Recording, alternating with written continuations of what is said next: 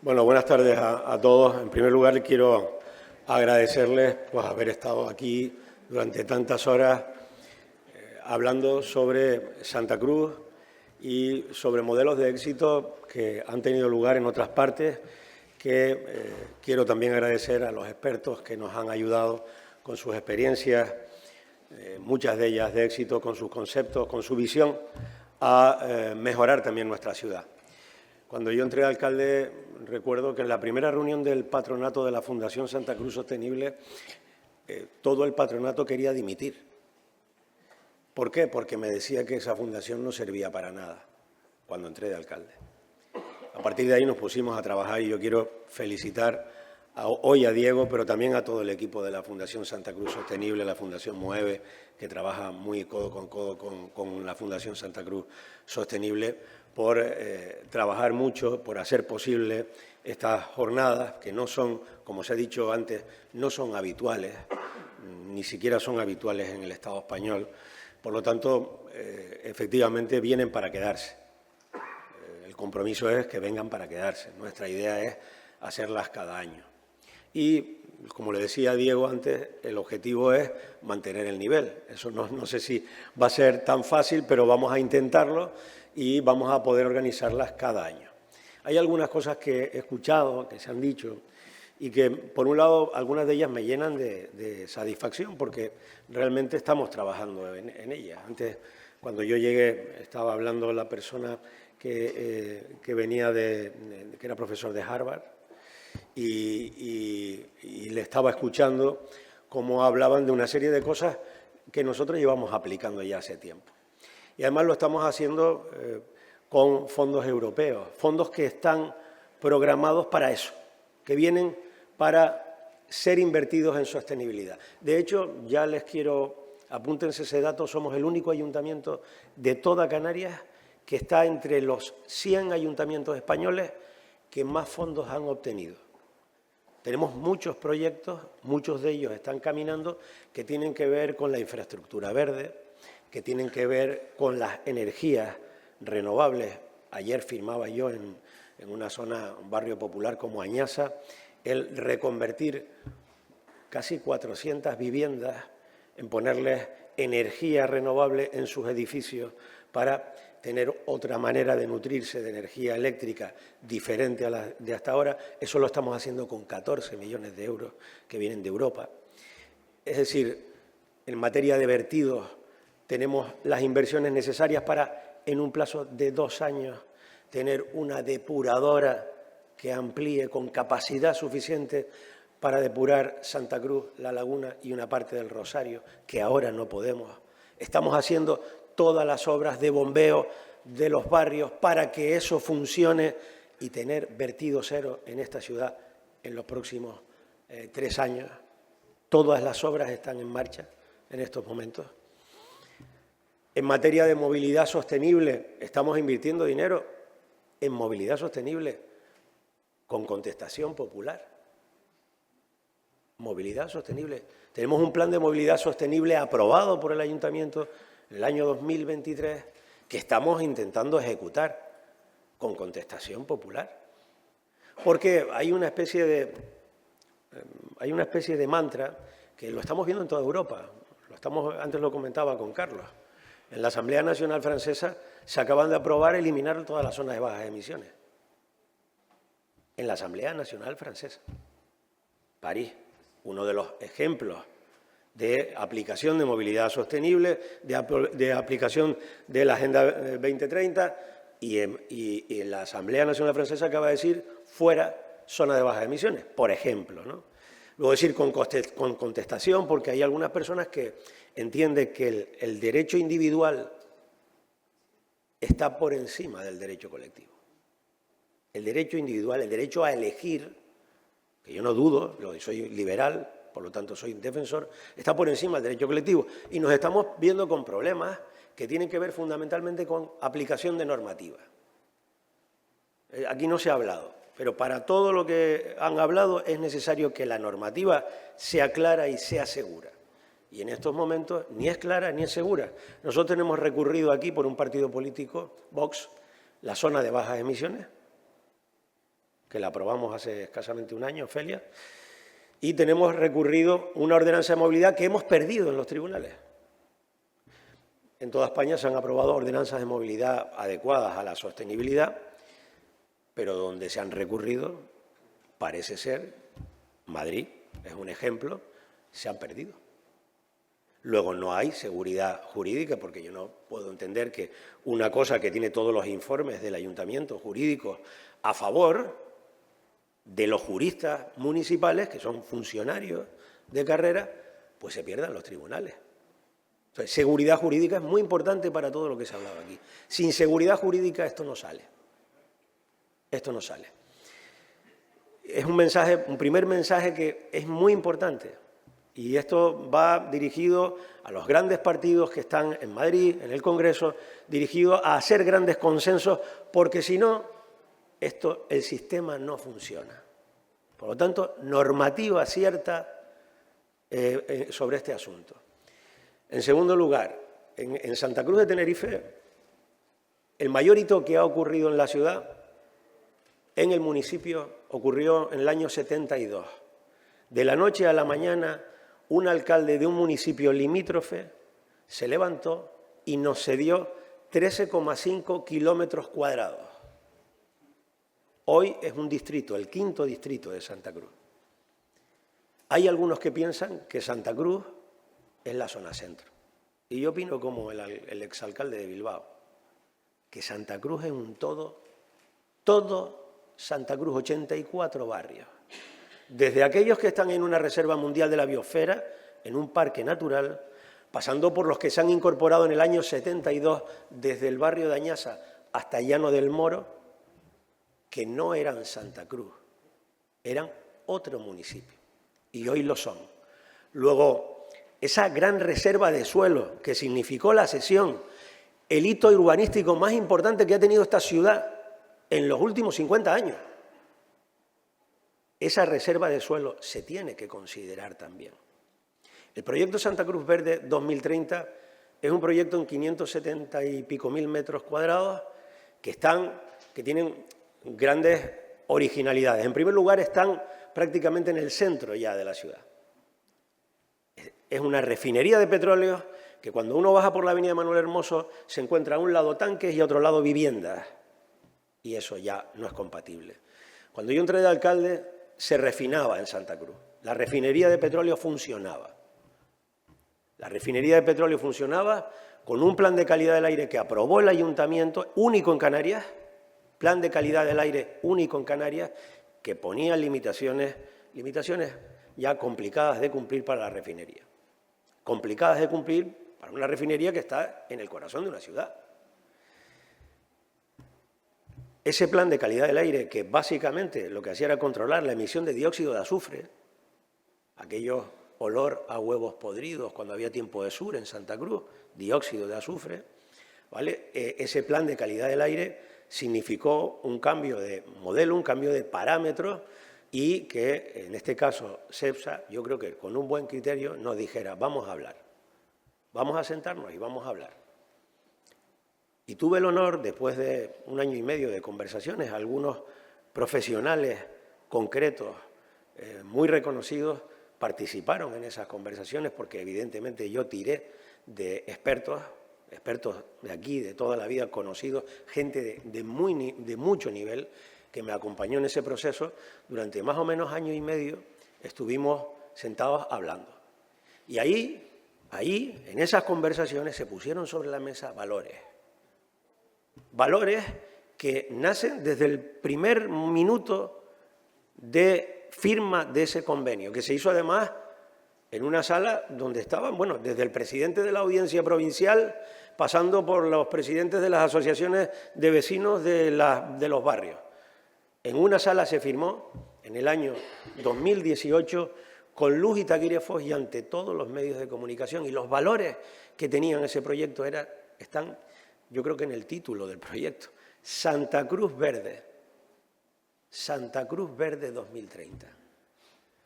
Una cosa tan sencilla como desmantelar una refinería de petróleo y construir una ciudad sostenible, una ciudad del siglo XXI, una ciudad que aplique todas aquellas cosas que hemos escuchado hoy aquí, que tienen que ver con la movilidad, que tienen que ver con las energías, que tienen que ver con la edificación, con la calidad de la edificación.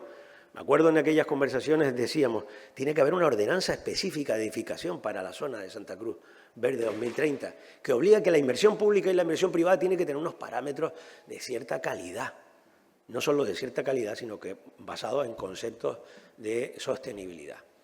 Luego, todo eso está en la filosofía de lo firmado. ¿Cómo está ese proyecto hoy? Pues antes lo decías, y lo decías bien, podíamos haber escogido muchos caminos burocráticos, pero escogimos un camino que nos parecía más rápido. Este proyecto tiene una particularidad. Antes veíamos Bilbao. En Bilbao hay un montón de gente sentada en una mesa. Aquí hay un propietario de los terrenos, uno, qué lujo, ¿no? Para un asunto de estas características. Solo hay un propietario de los terrenos y al otro lado hay 5 administraciones públicas. Bueno, pues ese es el tema. Bien, pues lo que hemos intentado hacer es que al menos a nivel urbanístico, con instrumentos de planeamiento que hay que permiten la planificación de sectores estratégicos, en este caso una planificación sobre esta es un proyecto de desarrollo que puede ser algo más que simplemente un plan urbanístico, esto puede ser algo más, debe de ser algo más, pues hemos escogido que hemos suspendido la planificación urbanística municipal para que sea el Gobierno de Canarias quien lo lidere. Y además hay algo que está en las bases de esto desde el principio, transparencia y participación. Transparencia y participación ciudadana desde el minuto cero. ¿Cómo lo vamos a hacer? Lo primero de ello lo vamos a hacer encargándole a una empresa pública donde se sientan todas esas 5 administraciones, de las 5, 4, que son las Canarias, a una empresa pública que nos lidere, que nos haga el trabajo, las propuestas, que se siente con el propietario de los terrenos y nos haga las propuestas a las administraciones. Y esa empresa pública es Gestur. Una empresa que creo, por lo menos el trabajo que ha realizado hasta ahora que yo conozco, es un trabajo bastante profesional. Y recalco lo de empresa pública, porque a veces uno en política, aunque tenga una hoja de servicios de honestidad de 0 a 10, 10, pues no solamente tienes que serlo, sino también tienes que parecerlo. Empresa pública. Y en segundo lugar, evidentemente hay 2 asuntos que van más allá también del desarrollo urbanístico, que afectan al desarrollo de este proyecto. Uno es la descontaminación y otro es la desmantelación. Es una refinería de petróleo, señores. No es cualquier cosa. No hay ejemplos de esto en medio de una ciudad. Podemos ser, eso es una gran oportunidad, porque podemos ser un ejemplo internacional. Esta ciudad es un ejemplo porque siempre a veces somos muy críticos con cómo somos, pero nosotros somos un ejemplo de reconvertir un vertedero de basuras clausurado felizmente y convertirlo en un parque de palmeras con más de 500 palmeras, que es un orgullo de la ciudad. Un parque de palmeras, el Palmetum, que el año pasado tuvo 85.000 visitantes sin hacerle publicidad. Entonces, podemos convertir eso en un ejemplo, una forma de hacer la cosa y hacerla bien. Pero es evidente que Cepsa no se va. Cepsa no se va. Cepsa se queda en Tenerife. Se deja de refinar, pero Cepsa se queda en Tenerife. Cepsa tiene que seguir. Cepsa es una empresa ligada a esta isla. Construyó la primera refinería de España, la más antigua, en el año 1930. El alcalde don Santiago García Sanabria. Luego, Cepsa se queda y Cepsa se traslada a otra zona de la isla. Se traslada a Granadilla. Y hay que dar la oportunidad para que el proyecto de construcción de su centro de distribución vaya acompasado a la desmantelación, porque no podemos dejar a la isla sin suministro de fuel. Y por lo tanto es necesario que los 2 proyectos vayan ligados, vayan juntos. No pueden ser. Mientras tanto, ¿están ocurriendo cosas? Sí están ocurriendo cosas, las que hemos comentado. La parte del diseño, la parte del urbanismo, se está trabajando con todos los problemas y todos los plazos que a veces a los políticos, por lo menos a este que le habla, y yo no sé, si yo tuviera una úlcera, no sé si la tengo, espero que no tenerla, pero si tuviera una úlcera sería por la burocracia. La burocracia es lo que genera para mí una mayor frustración en el mundo de la política. Aquí se ha hablado de otra cosa que es muy importante y que creo que no se ha valorado suficiente y creo que no estamos trabajando, ni hemos trabajado, ni se ha liderado lo suficiente para darle una dimensión como la que planteaba el señor Vergara. Tenemos que ampliar el foco. Tenemos que ampliar el foco de los proyectos. Santa Cruz es Santa Cruz. Tiene la dimensión que tiene. Tiene 211.000 habitantes, hemos bajado 1.000, hemos subido 1.000, en un año tuvimos que renovar todo el padrón y encontramos un error, esa bajada que te aparece ahí son 15.000 que tuvimos que quitar del padrón por un error que había en el padrón, pero nos hemos mantenido siempre en la misma población. Y la laguna ha crecido mucho. ¿Cómo es posible que no tengamos la visión de trabajar juntos Santa Cruz y la laguna y de montar un polo de atracción que tendría un puerto comercial, un aeropuerto, una universidad, 2 hospitales de tercer nivel? ¿Cómo es posible que sigamos planteándonos que el tráfico tiene que seguir pasando por la TF5 cuando hay un plan territorial del viario del área metropolitana aprobado desde el año 2006 y no se ejecuta? Y que pone unas soluciones sobre la mesa tan sencillas como hacer una circunvalación, para que el anillo insular, ese anillo que el PIO del Plan Insular de Ordenación de Tenerife establece y que tiene que ser un anillo, no se cierre solo por el sur, si no, no será un anillo. Hay que cerrarlo por el área metropolitana para darle oportunidad a esa gran urbe que está unida física y económicamente. Santa Cruz y La Laguna están unidas física y económicamente, funcionan como un todo, física y económicamente. Administrativamente no, tenemos 2 ayuntamientos y tenemos que dar el paso. Y tenemos que dar el paso para hacer una visión global del área metropolitana. Si no, a la Fundación Metrópolis, con todas esas experiencias que tiene a nivel mundial, se le va a quedar muy cortito esto.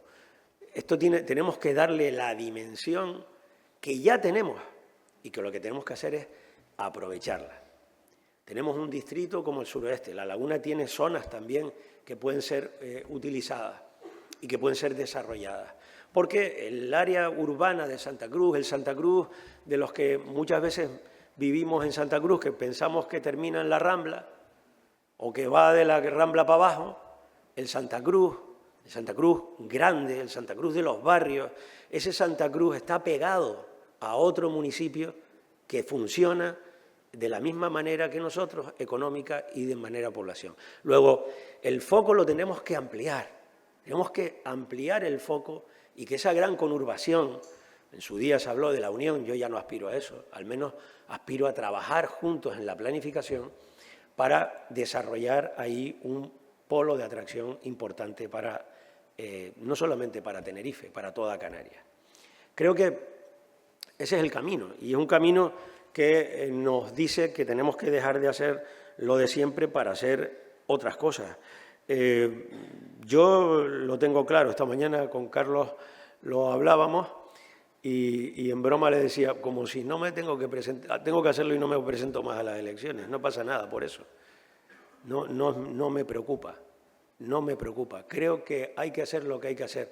Si tenemos un plan de aparcamientos aprobado, un programa de aparcamientos, donde en Santa Cruz tenemos 65.000 aparcamientos y estamos llegando tarde a la instalación de zonas verdes y zonas azules, parece mentira que haya movimientos ciudadanos que estén dispuestos a llevarnos a los tribunales por aplicar una ordenanza que en todas las ciudades de capitales de Europa y de España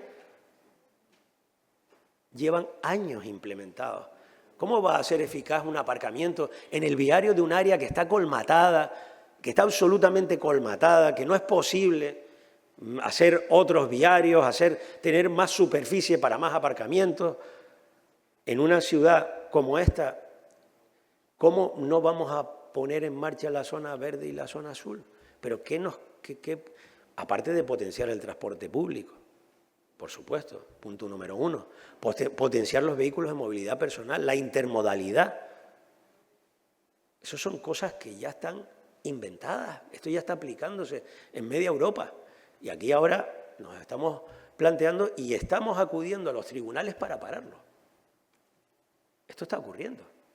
Entonces, nosotros vamos a seguir con la misma hoja de ruta. Vamos a intentar hacer las cosas bien, no, muy bien. Ahora, la ordenanza pluscuamperfecta no existe. Podremos aspirar a la perfecta, pero la pluscuamperfecta no existe. Y seguiremos en el mismo camino de la movilidad sostenible, seguiremos en el mismo camino de aplicar pues, algunas cosas que ya hemos cumplido. Nosotros firmamos el Pacto de los Alcaldes para rebajar la emisión de CO2 en el 2020 y lo cumplimos de sobra, con unas cuantas acciones. Y ahora hemos firmado el siguiente y lo vamos a cumplir de sobra, con unas cuantas acciones. Y vamos a seguir en esa misma línea, a veces no en tono grandilocuente, con proyectos, algunos grandes, otros pequeños, ejemplificadores, intentando concienciar a la ciudad. Y en eso yo les pido a ustedes colaboración.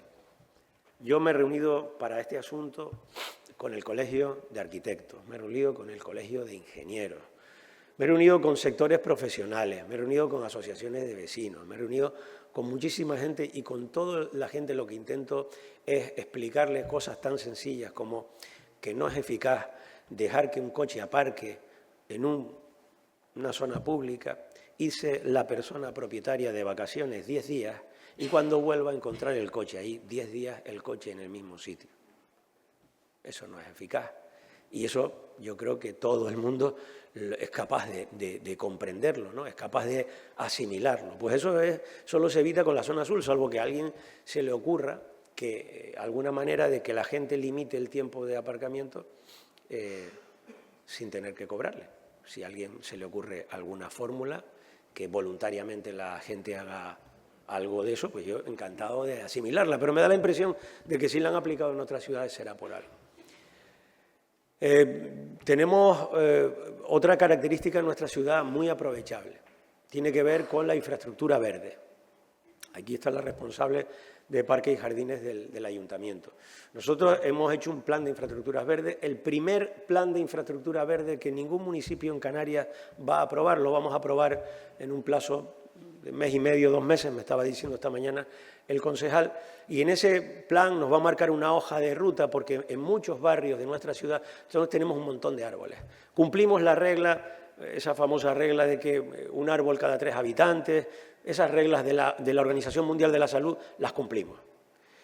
Pero es verdad que algunas zonas en su día se desarrollaron pues de una manera anárquica. Y es verdad que algunas de las cosas que se plantaron pues no se hicieron con mucha cabeza. En 500 y pico años de historia pues tiene esta lógica, ¿no? Ese plan lo que plantea es, con un análisis científico, intentar darle una cobertura arbórea para los próximos 20 años a Santa Cruz mayor que la que tiene. Eso nos ayudará a refrescar la ciudad, nos hará una ciudad mucho más verde y mucho más asequible y, por supuesto, que va a ser una mejor ciudad. Ese plan es un ejemplo de otras muchas cosas. Algunas de ellas las estamos trabajando en conexión dentro de una comisión que hemos creado al efecto y que está funcionando, y en muchas ocasiones intentamos estar en contacto con otros municipios que nos llevan la delantera en la idea de aprender y mejorar.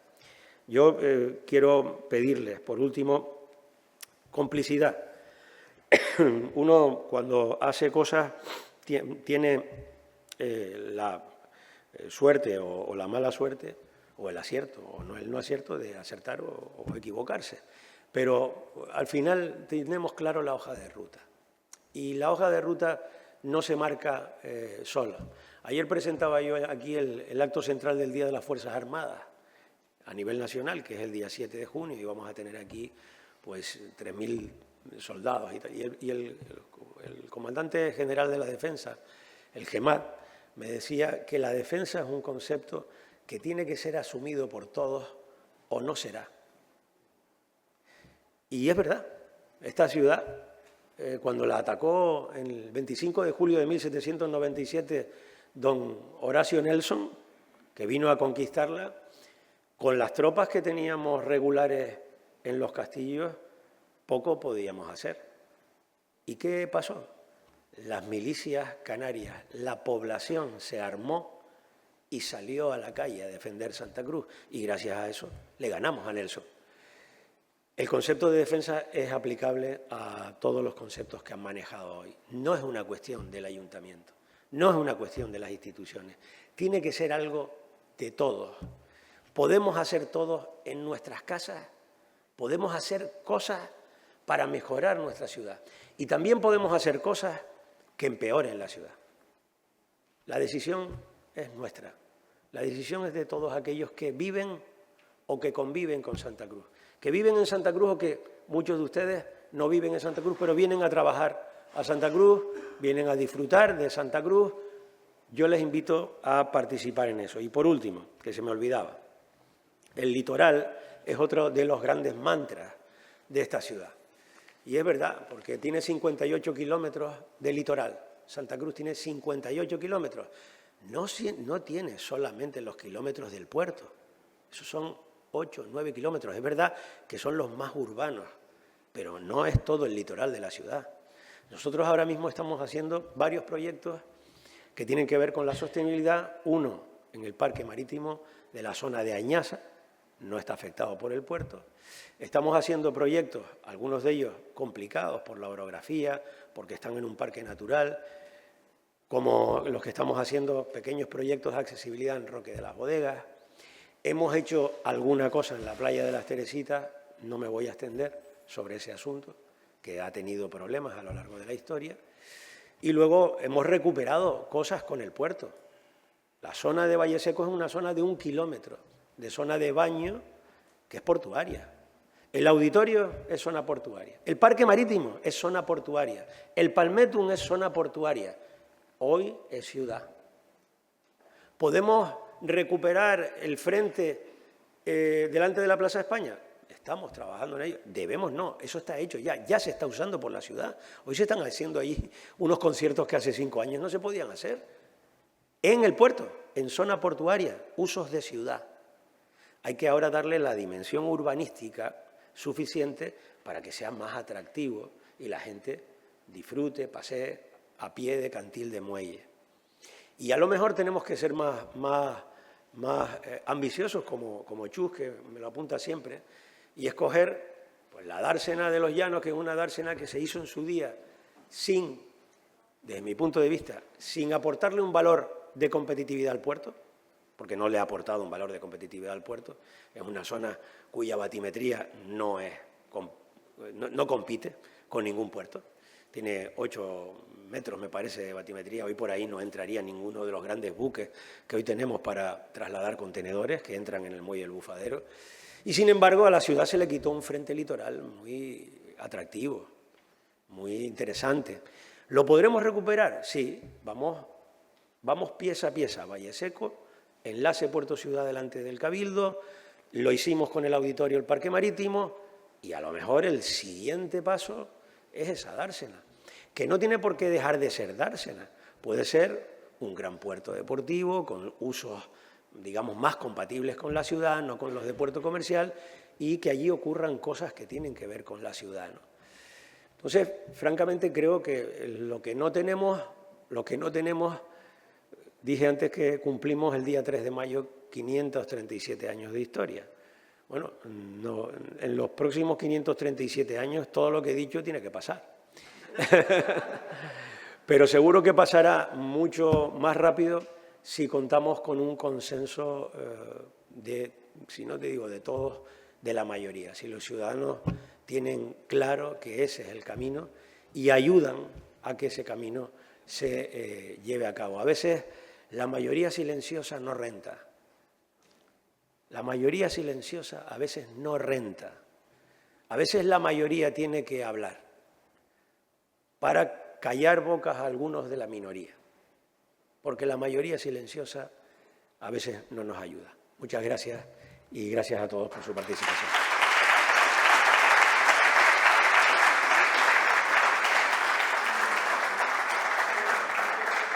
A ver quién dice nada ahora. Señores, muchísimas gracias, de verdad. Está el sol casi bajando ya por la ciudad. Hay un montón de ideas flotando en el ambiente, un montón de reflexiones.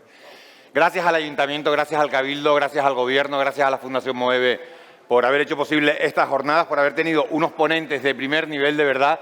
En pocas ocasiones se puede dar una cita de este tipo.